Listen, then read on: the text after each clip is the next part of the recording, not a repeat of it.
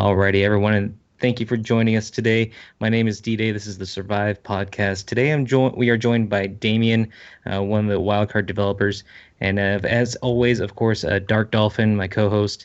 How are you guys doing today? Good, man. Thanks for having me. Happy to be here. Awesome.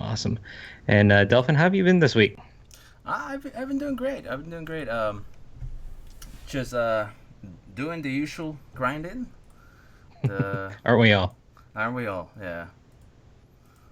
So, well, this week we decided to we got Damien to come on because we were going to talk about the RedWood Biome, which is going to be releasing here pretty soon.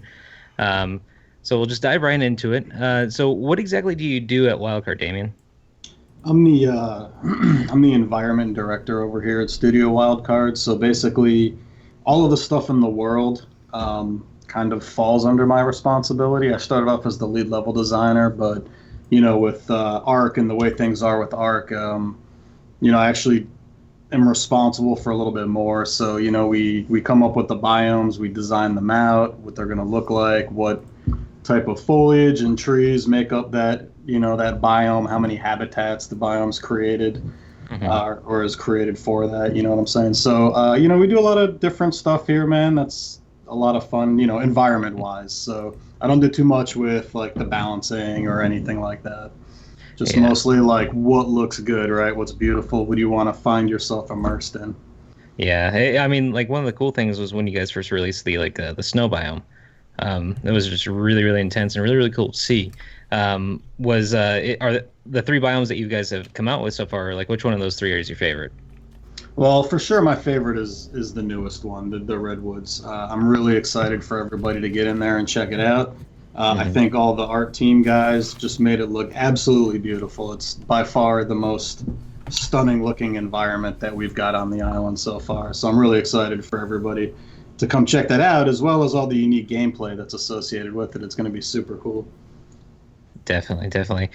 So, I mean, with the Redwood Biome coming out, I mean, was the biome aspect of the game something you guys were planning from the beginning, or was it just something that, like, during development, your guys like, oh, hey, well, let's start doing something like this? Yeah, so our lead designer had an idea for all the biomes that he wanted to see in the island, like from the very beginning.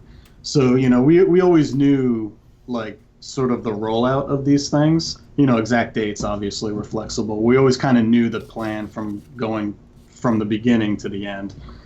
So, we had in our minds what we were going to do with the island, and then it was just a matter of getting a feel for where players were in the island, how the island played, what areas needed the most attention, and then seeing where those things fit in and that made the most sense. But yeah, I really love the swamps. I think the swamps came out really great. We may have probably been a bit overzealous and added too much swamp just because we were having a good time with them. So there's quite a bit of swamp in the game now. But what we like to do is we like to identify areas of the island that have not had the attention and kind of go back with new biomes and sort of bring the quality of the island in the areas that haven't had the attention sort of up to what you guys, the players, expect and what we want to try to deliver. And then also, like, there's some amount of, like, what makes sense, right? Like, we're not going to put a swamp at the top of a mountain. So we kind of identify what works, right? For both scenarios. Yeah, I mean, it's definitely one of those things that when we first saw the preview of it for E3, it was really kind of cool to see like the type of trees that you guys decided to put in there, and it's redwood for a reason, right? They're gigantic trees. Right. And I'm actually go ahead. Sorry, I was gonna say I was very excited when I saw the trailer. I was like, wow, these trees are just gigantic, and the size of the trees compared to the like dinosaurs and the T-Rex and the dinos. I was like, okay, wow, I was like the idea that I can build on top of the trees. I was wanting to do that, so I'm actually really excited. I was gonna actually add in there. Is there any like kind of weather effects planned for that biome, or like any kind of like weather effects planned for all those kind of things? I forgot. We have the weather effects that you would normally have in the game. We haven't really planned out any unique weather effects for the redwood biomes, but who knows? They may come. Oh, that's awesome. Now, one real quick question about like the Titanosaur, because that thing is gigantic. Just like, do you know how many there are going to be on the island at all? Yeah, the Titanosaur is really, really big, and definitely something unique to try to design around. But I do not know offhand how many Titanosaurs will be on the island, but I can say there will be very few.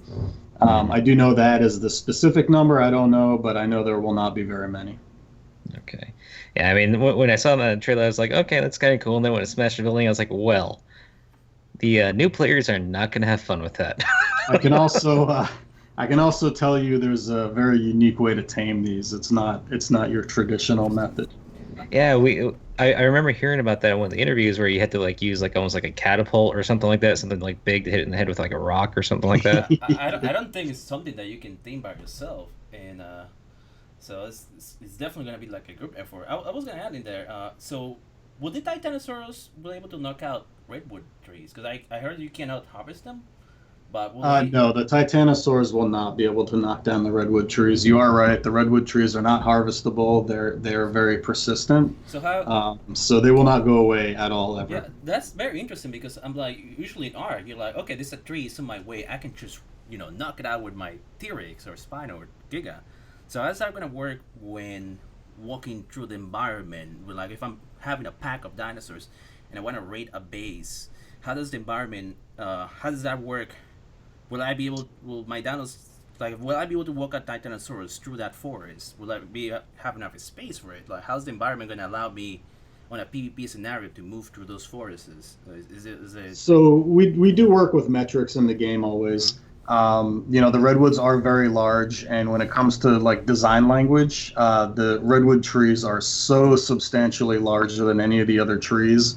We felt like from a language standpoint, like it made sense that you could knock down these smaller trees, but not these gigantic redwood trees.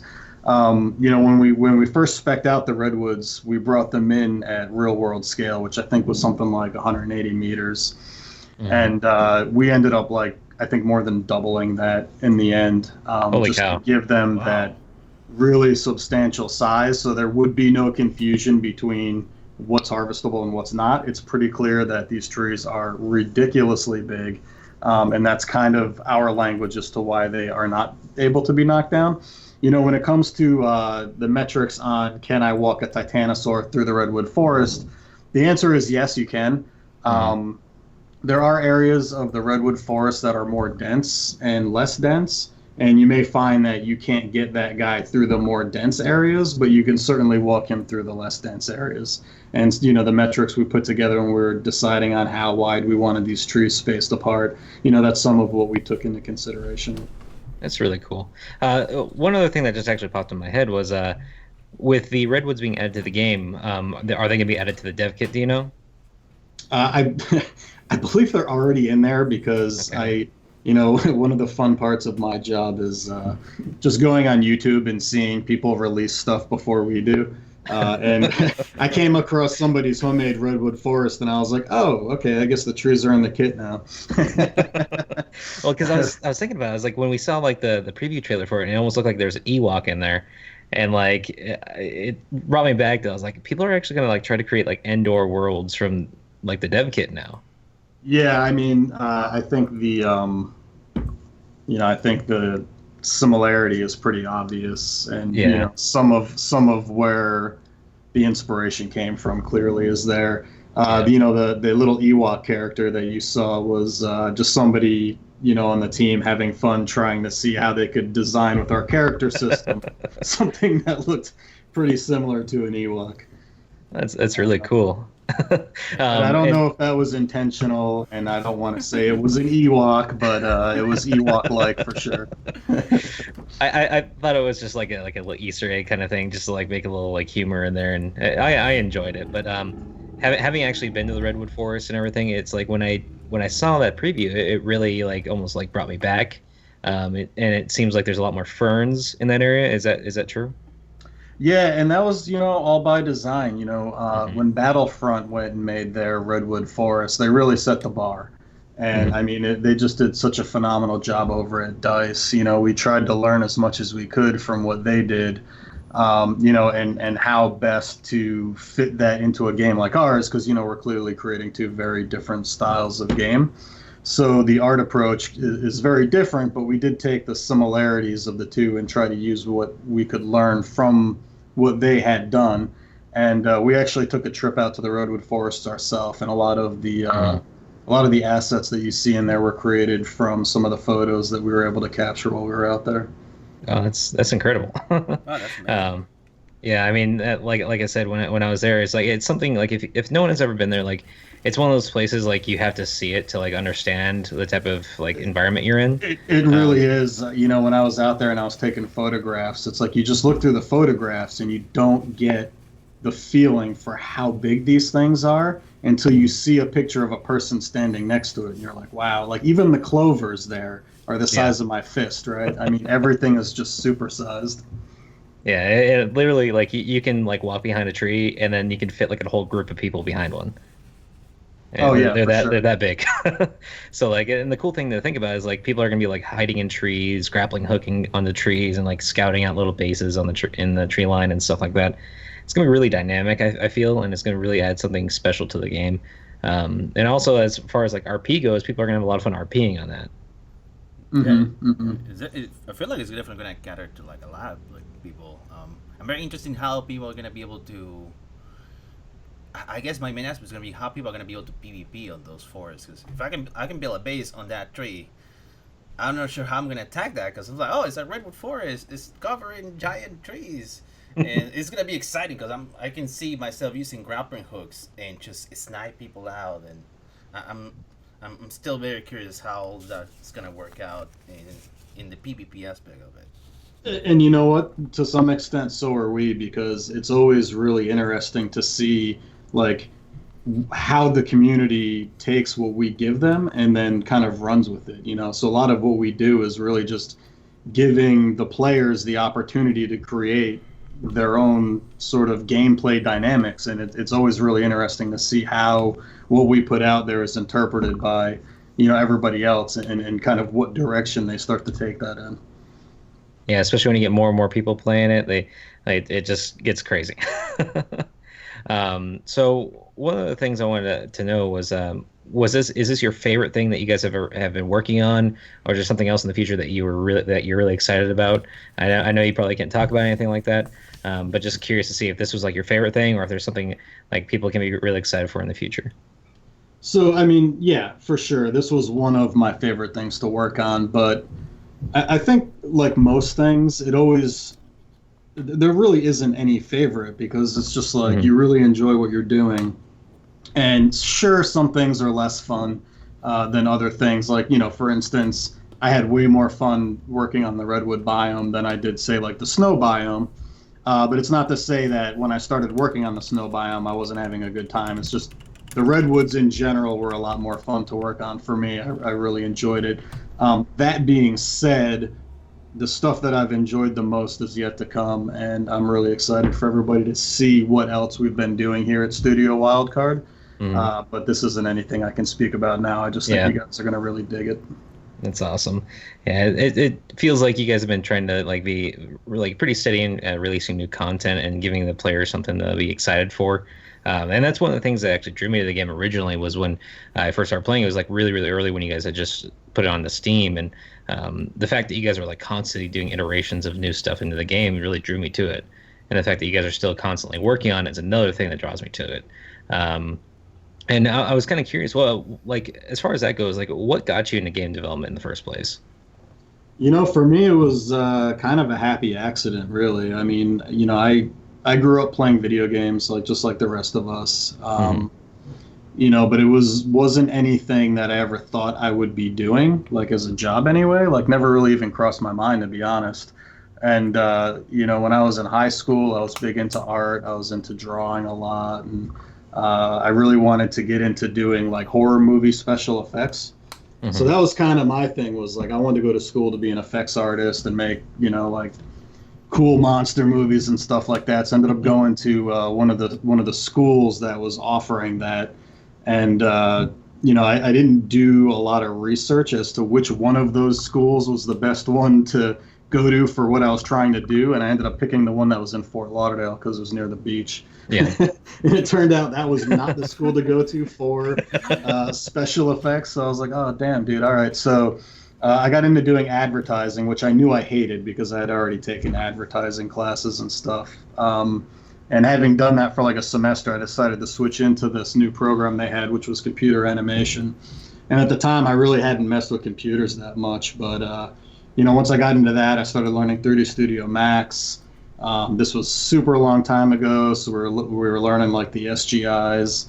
And it kind of spun off from there, like I got out of school and I ended up picking up my first gig, which was, they do like that, hey, I graduated, everybody stand here and people will walk through and maybe give you a job. Yeah.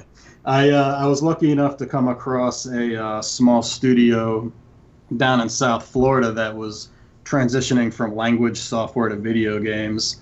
And they had hired this one guy, Al Nelson, who was he was an old Texas guy who worked a lot with like Wing Commander and all that stuff. And they came through and they saw my work, they liked it, they hired me, and I've been doing it ever since, man. So, to some aspects, I was super lucky.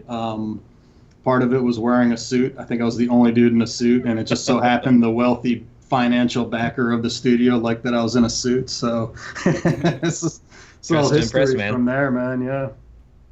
But getting into games was cool because, having done it for a while now, I worked with some of the bigger companies like Midway Amusement Games before they kind of dissolved, and a little bit with Activision and some of the other bigger studios. But it was really cool because I got to work with a lot of the guys and meet a lot of the people that were responsible for the games that I was playing as a kid growing up, and it was one of those things where it wasn't something I had ever thought about or planned, but it just kind of happened. And it's like meeting all these people that played such a big role in my life as a kid was pretty cool.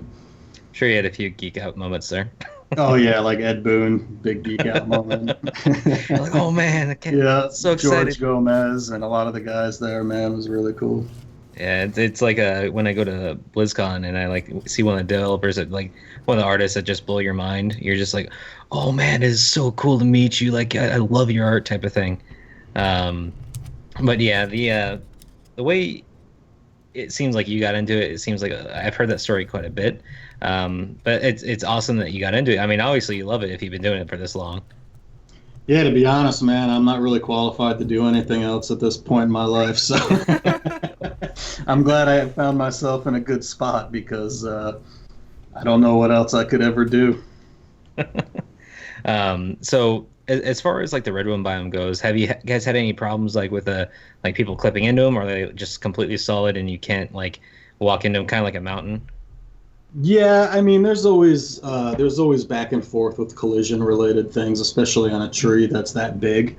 So we went back and forth with the collision quite a bit. I think we've got it in a pretty good place. The difficulty comes in trying to balance the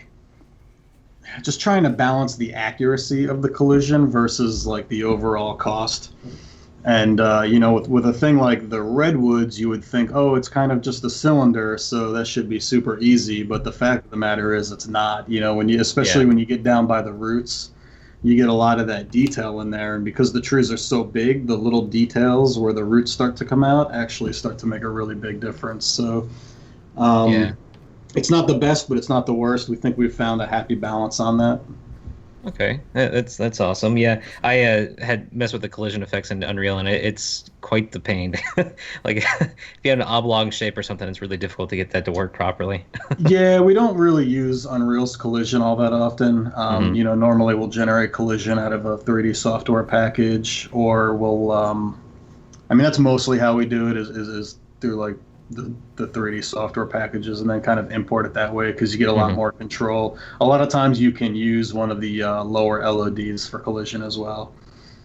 So yeah, but typically we don't use the Unreal collision. Like, we'll do that in the beginning, but like by the time it comes down to ship, a lot of times that's not really sufficient. So basically, like, it's just like a little like placeholder type thing, and then you move on to something a little bit better. Yeah, for the most part. Like, I'll generate 3D proxy models just to get the development going a lot quicker so that we don't have to wait for art. And I'll generally just run, if it's like a rock or something, I'll just run Unreal's collision on it. But if it's something more complex, I'll generally just create it. Like, I use Max, some of our guys are Maya guys, but I'll just generate the collision in Max and just bring it up. Hmm. Oh, that's awesome. Is there anything else that you're really excited to see the players interact with in the Redwood biome? I'm just really curious to see what kind of crazy bases people are going to make. And just like, just I'm just really curious because when we released the game originally, I'm not sure everybody was surprised by this, but I was just how people would like wipe out entire forests. I would load into the game and I'd be completely lost. I'd be like, "Where am I?" I was like, "Oh, wow, this is just completely eradicated." Yeah. So I'll be really interested to see because the redwoods are so permanent. What kind of bases and what kind of like populations develop in those forests. Each tree can only have, I think, 2 or 3 nodes to be built on. So you can't like overly populate each tree. Yeah. But yeah, I'll be super curious just to see how people relate to that. So does that mean like if I wanna like say if I'm building on this tree and I wanna connect to the other tree that's next to me, I guess you will have to make those. That's why those bridges are made for. Like, I think I saw like some bridges that you can place that connect from one tree to the other. Will I be Yeah, able you can craft the bridges to connect the platforms for sure. But because the trees are not like built to a specific grid per se, like we still want it to look organic, so we didn't want to have each tree at exactly the right amount. There will be some crafting that and creativity that goes into connecting the bases, and that's one of the things I'm interested to see how people handle. Like, how cool can they make these things look? Like, how creative can the community get with this stuff? I think we're going to see some really amazing things. Yeah. I mean, I'm kind of curious, like, how big is the actual biome itself? So the original or the redwood biome itself is contained to the central island of the map. It's not really an island. I mean, I guess it's kind of an island in the sense that if you look at the map top down, or you're familiar with SOTF, the island that the SOTF map starts you on, and I call it an island because it's surrounded by rivers, but it's not really an island. But Yeah. the landmass surrounded by rivers in sort of the southeastern centrally located part of the map where the SOTF area is contained is now the redwood biome. That's Okay. massive. That's Yeah, that's So that's yeah, really it's big. it's pretty big. Like we break the map up into our own sublevels, which are different than the grids on the map that the players would see. Mhm. But I think we go into about 6 of those sublevels that we use. It's kind of like 5 because of the way the island is shaped, but and I want to say we have 25 grids, so it's like, Okay. it's a good chunk. it's Yeah. a good chunk. I was gonna add in there. You also releasing the ruins some ruins along with the redwood biome, right? Yep, that's correct. We have over 200 ruins coming into the map. How many ruin I guess areas will there be in that biome itself? Like, how's that gonna work with the environment? Will I be able to build on top of the ruins? Will I be able to like cover the entire room with like, I guess, walls and things like that? How's that gonna work with the environment? Nah, so the approach we took with the ruins is a little different than I think what you might be thinking. So for us, the ruins is just a way to connect the story to the players and to kind of have like the lore of the island told, across the map and throughout areas with geometry that tie it all together. So basically, the ruins are pretty small. Like, you guys are all familiar with the center now. We didn't do anything as sort of extravagant as what they did with the ruins in the center. Our ruins are more like archaeological sites in the sense that as you explore the island, you may come across like this old ruined building or something, and there may just be some columns or some wall pieces left over. And if you explore those areas, you can find chests that contain different pieces of backstories from one of the characters in the game. And as you go through the map and you find all 200 of these locations, you'll be putting together all these notes and backstories of all these different characters that help tell their story on the island and give you kind of a better idea of sort of the lore behind it and what goes with it. Oh, that's awesome. That's Well, impressive.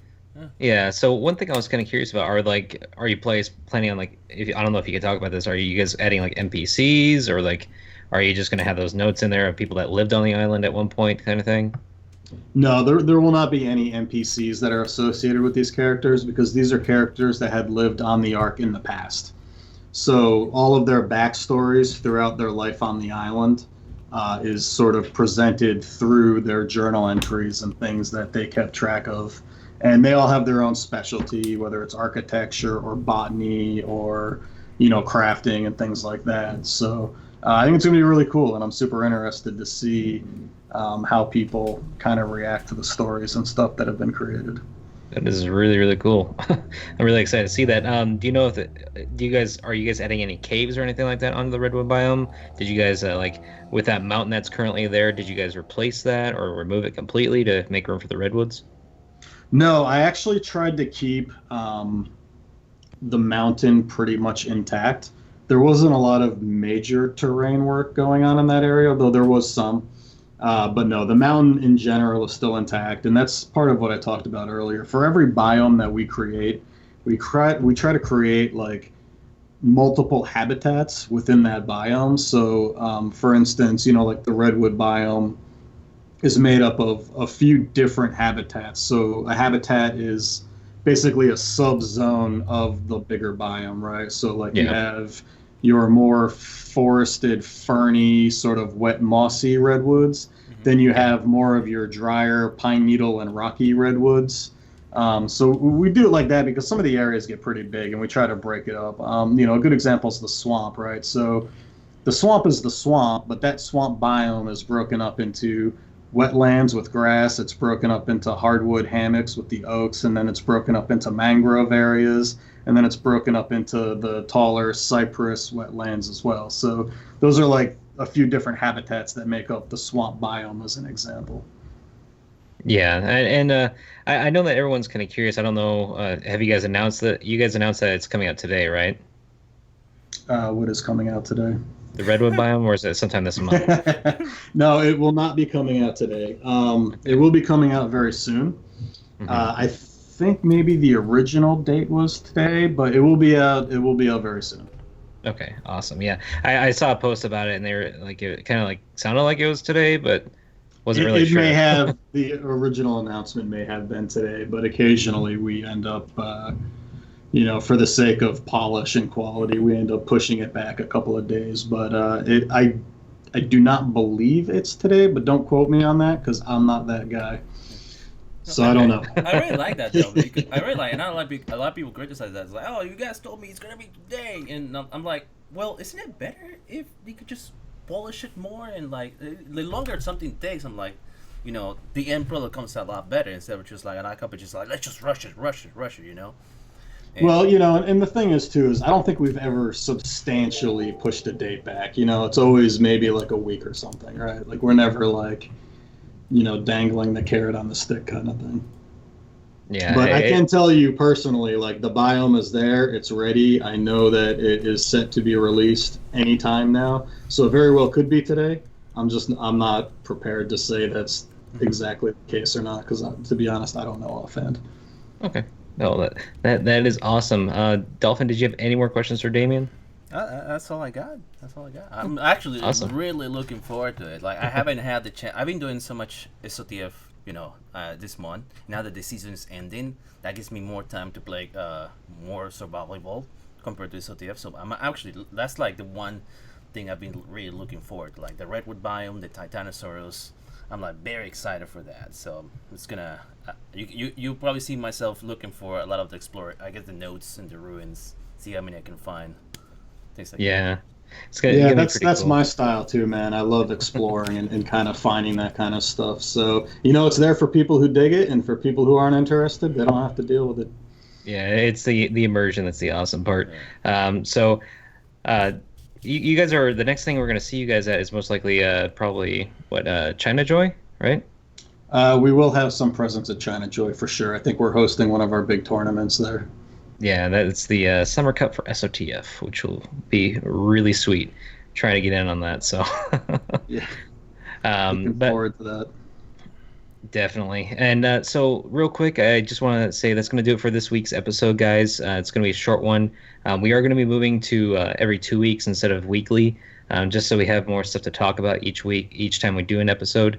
If you guys have any questions or want to hear us talk about anything in particular, just email us at survivepodcast@gmail.com. Aside from that, Damien, where can people find you on Twitter and all that good stuff? You can find me on Twitter at my name, Damien_Bull at Twitter. But that's pretty much it, dude. I'm not like super big into social media or anything. I mostly just keep my head down and try to crank out the work for you guys. Yeah, we definitely appreciate it. We really enjoy it. How about you, Dolphin? Where can people find you? People can find me twitch.tv/DarkDolphin. I know I'm a little too far away from my mic. And they can also follow me on Twitter, Dark Dolphins with an S at the end. And that's it. Yeah. Alrighty, awesome. And you guys can follow me, D-Day, or at Twitter on Twitter at D-Day-Drayson. YouTube is D-Day-Drayson, and Twitch is /D-Day-Drayson. That's going to do it for this week's episode, guys. Thanks again for joining us, Damien. Really appreciate it. And we'll see you in 2 weeks, guys.